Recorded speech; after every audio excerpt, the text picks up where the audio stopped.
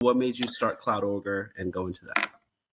Well, it really happened organically. I was always strong in math and got into a specialized program early on in Brooklyn. That got me access to some very high level computers. Simultaneously, my mother and father worked in the phone company.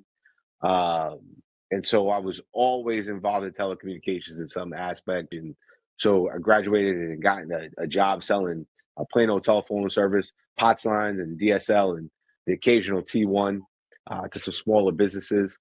And eventually moved up in deal size and complexity, um, from Conversant to Next Gen to Quest Communications to Cablevision Lightpath, Comcast, and a couple other spots in between. But really just happened organically, to the point where now I'm working on really large, complex, mission critical projects.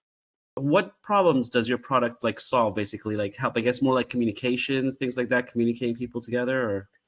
Yeah, not just people, but systems, right? I know when we talked, that particular project was about a phone system, right? But Mhm. all systems speak kind of the same way. Um, so it might be an autonomous vehicle, right, that has to communicate with a brain or a server that tells them where the GPS is located and connect to a satellite to take traffic data and stuff like that. So That's it's more than just people, right? It's systems that are communicating. When you think of that on the corporate to enterprise level, right? What does that mean? It means your Microsoft, your email, your SharePoint or OneDrive. Nowadays, dynamic CRM, uh, DocuSign, all of these programs that have to communicate from you, the end user, right? Typically through another end user, through some sort of intermediary or servers in the cloud, if you were. What changes would you like to bring to the industry? I'd like the industry itself to be a little bit more eco-friendly, right? I think keeping that in mind, right, building the next generation of quantum computers is no good if we burn down the planet doing it. But I think also thermodynamics, part of our building is below grade, about 12 feet. And so when you start going down in the earth, you get cooler. And, that's not the only thing, though, Christian. I mean, it could be liquid immersion cooled servers, right, where servers are now dropped in a vacuum type state in mineral oil to keep it cool as opposed to having to cool the whole room and environment in a data center.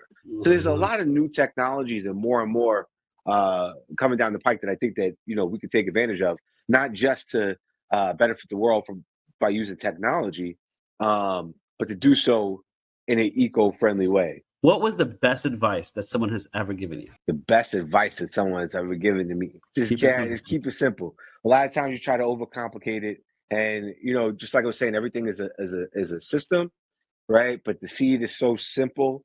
Um, there's a lot of truth in simplicity, right? 2 plus 2 just equals 4. If I had to ask you, what advice would you give your younger self? And don't try to fit a square peg in a round hole. Go with the flow. Don't worry about it. Like, don't be anxious. You know, don't.